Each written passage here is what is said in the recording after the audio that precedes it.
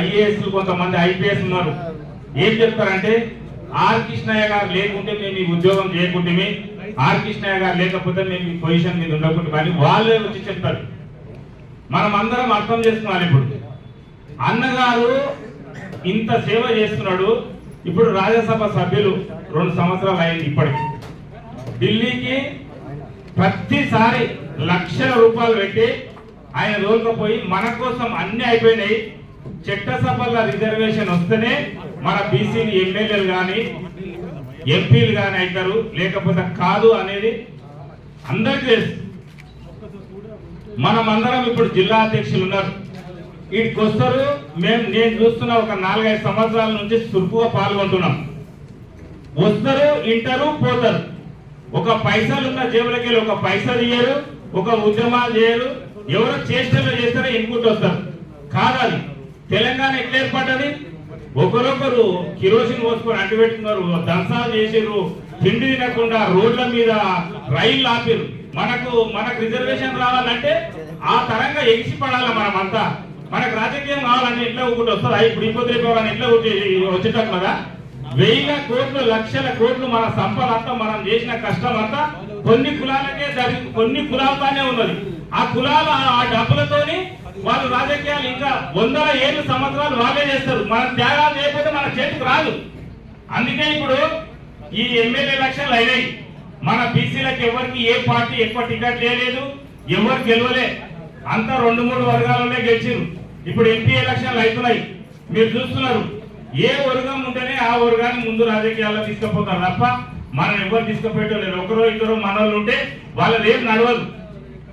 జనాభా ఎక్కువ ఎవరిది ఉంటుందో రాజకీయాల్లో వాళ్ళదే నడుస్తున్నారు. ఇప్పుడు మీరు చూస్తున్నారు, బీజేపీ వాళ్ళు ఉన్నారు. వాళ్ళు ఎవరు చెప్పినా ఆర్ కృష్ణ దానికి వచ్చి కృష్ణయ్య గారు మీరు ముఖ్యమంత్రి అవుతా అంటే కళ్ళు మూసుకొని బీజేపీ పార్టీ నుంచి అన్న ముఖ్యమంత్రి అవుతుండే. ఇక్కడ వాళ్ళ దాకా కొంతమంది రెడ్డిలు ఉన్నారు. కృష్ణయ్య గారు దానికి పోతే ముఖ్యమంత్రి అవుతా అంటే వాళ్ళు వర్ణిస్తలేరు. వాళ్ళు కాంగ్రెస్ వాళ్ళు ఉన్నారు, వాళ్ళు ఎప్పటి నుంచో పార్టీలు ఉన్నారు. మేము బీసీ నియమని వాళ్ళు. ఇప్పుడు రాహుల్ గాంధీ గారు అన్న కలిసిన కానీ మేము కూడా పోయి మోడీ గారిని కలిసినాం, రాహుల్ గాంధీ కలిసినాం. జనగణన కులగణన చేస్తా అంటున్నాడు. చట్టసభల్లో రిజర్వేషన్లు పెట్టని చెప్తున్నాడు. మన రాష్ట్రంలో రేవంత్ రెడ్డి గారు మీకు కులగణన చేయనికే మీకు రిజర్వేషన్లు మేము అసెంబ్లీలో తీర్మానం చేసామట. దాంతో పాటు మనకున్న హక్కులని ఈ భారతదేశంలో బతకనిక వాళ్ళకి ఎంత బతకనిక మనకున్న హక్కు అంటున్నది. మనమే పాటు చేసుకుంటున్నాం. మనం ఉద్యమిస్తే ఇప్పుడు టికెట్లు అందరూ కృష్ణన్న బలంగా ఉండి కృష్ణన్న ఒక పార్టీ పెట్టాలని మీరంతా జిల్లాలకు వెళ్ళి వస్తే నెక్స్ట్ టైం కృష్ణన్ననే సీఎం. ఇక్కడ ఊరు వాళ్ళు అందరూ ఎమ్మెల్యేలు అవుతారు, వాళ్ళే మన తానికి వస్తారు. కానీ ఇప్పుడు మనం వాళ్ళ తానికి వస్తున్నాం. మనం ఐక్యత లేక ఓట్లన్నీ మన ఇప్పుడు చూడండి, వాళ్ళు ఎవరైనా మీరు నిన్నమన్న అందరు ఎలక్షన్లు చూస్తున్నారు. ఓట్లు వేసిన దినాలు ఓట్లు దగ్గరకు వచ్చినాయి 2 నెలలు అంటే మన నిడవరు ఒక మా పాలు ఫోన్ నిద్రపోనియరు. మనం ఓట్లు వాడే వాళ్ళు గెలిచినట్టే మనకు ఫోన్లు బంద్ అయితే వాళ్ళ పని అయిపోతుంది, మనతో వాళ్ళ పని అయిపోతుంది. వాళ్ళ చీట్ల మీద మన డబ్బులు సంపాదించుకోనికి ఉంటుంది. అందుకే ఇప్పుడు నేను చెప్తున్న భరత్ కూడా, భరత్ మీరు ఇక్కడ ఉన్నోళ్ళు వేదిక మీద ఉన్న పెద్దలు అన్ని జిల్లా అధ్యక్షులను అప్లోడ్ చేయండి, అన్ని చేయండి. మీరు సీనియర్ నాయకులకు కొద్దిగా గౌరవం ఇవ్వండి. ప్రతి జిల్లాకు ఒక 2-3 బీసీ సంక్షేమ సంఘం నుంచి ఎంప్లాయీ పెడతాము. ఈ ఎలక్షన్లు అయిపోయిన వాళ్ళకు జీతాలు ఇచ్చే ఏర్పాటు చేస్తాము. మొత్తం బీసీ సంఘాన్ని కిందికెళ్ళి పనిచేయాలి.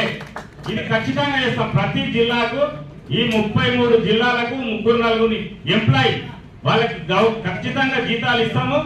వాళ్ళకి జీతాలు ఇచ్చి పార్టీకి బీసీ సంక్షేమ సంఘానికే పనిచేయాలి. వాళ్ళు పనిచేసే విధంగా మనం ఈ వచ్చే 4 సంవత్సరాలు 2 సంవత్సరాలు మనం కష్టపడితే మన బీసీ ముఖ్యమంత్రి అవుతాడు, మన బీసీలు మంత్రులు అవుతారు, మన బీసీలు ఎమ్మెల్యేలు అవుతారు. ఇప్పుడు వాళ్ళకన్నా జనాభా మనదే ఉన్నది. ఇప్పుడు బీసీలతో కూడా మస్తు డబ్బులు అయినాయి. హైదరాబాద్ చుట్టుముట్టు భూములు ఉన్న కానీ జిల్లాలో ఉన్న భూములు ఉన్న కానీ ఆ భూముల రేట్లు పెట్టి డబ్బులు కూడా అయినాయి. కాకపోతే మనం కొద్దిగా శ్రమ చేయాలి. ఏదైనా ప్రాక్టికల్ గా చేయకపోతే ఈ రోజుల్లో కాదు. మాటలు మాట్లాడి చేసిన వాళ్ళకు మనుగడ ఉండదు. ఎవరు పబ్లిక్ నుండి మీరు ప్రాక్టికల్ గా చేసి ధర్నాలు చేసి బీసీ ఉద్యమాలు చేసి బీసీ మీటింగ్లకు వచ్చి మీరు ఎక్కడ పోతే వాళ్ళకే రేపు రాజకీయ భవిష్యత్తు ఉంటది. ఎవరన్నా వచ్చి మైకుల ముందర మాట్లాడి అన్నతో లెటర్ తీసుకుపోయి ఇంటికి పోతే అది పని చేయకపోతే అది పనికిరాని పని. మీరు అట్లాంటి వాళ్ళు ఉంటే లెటర్లు కూడా తీసుకోకండి. వాళ్ళ మీద వీళ్ళ పైరలు ఎవరు ఉద్యమం ఎగిసి పడేటట్టు మీకు ముఖ్యమంత్రి కూడా అంత పని చేయడు, కృష్ణన్ అంత పని చేస్తాడు. ముఖ్యమంత్రి కూడా అంత పని చేయడు, కృష్ణన్ అంత పని చేస్తాడు.